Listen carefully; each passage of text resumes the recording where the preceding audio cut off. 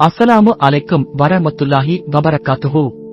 ஆதம் அலைஹிஸ்ஸலாம் பூமியில் சரந்தீப் என்கிற இடத்தில் இறக்கப்பட்ட போது அவருடைய 2 காலம் மலை மேலிருந்தது.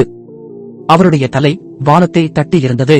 மலக்குகளுடைய துவாவையும் அவர்கள் பேச்சையும் கேட்பார். மலக்குகளின் திக்கரையும் துவாவையும் கேட்டு அதே நினைவில் மூழ்கியிருப்பார். மலக்குகள் அவருக்கு பயந்து முறைப்பாடு செய்தார்கள். பிறகு அவருடைய உயரம் 60 முழம் அளவு குறைக்கப்பட்ட போது தலைமேகத்தை தட்டிக் கொண்டிருந்தது.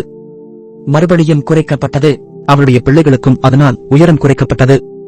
உயரம் குறைக்கப்பட்ட பொழுது ஆதம் அலை கூறினார், யா ரப்பு, உன்னுடைய சொர்க்கம் என்கிற வீட்டில் உனக்கு அசல் பாகமாக இருந்தேன். சொர்க்கத்தில் உள்ள அனைத்து அருட்கொடைகளையும் உண்டேன். நான் மிகவும் விரும்பி சொர்க்கத்தில் கூடியிருந்தேன். பிறகு என்னை இந்த மலையிலேயே இறக்கி வைத்தாய். மலாயகத்துகளுடைய சத்தத்தை கேட்டுக் கொண்டிருந்தேன். சொர்க்கத்துடைய வாசனையையும் முகர்ந்து கொண்டிருந்தேன். பின்பு அந்த மலையில் இருந்து இன்னும் இறக்கி வைத்தாய். மலாயகத்துகளுடைய சத்தம் எனக்கு கேட்காமல் போய்விட்டது.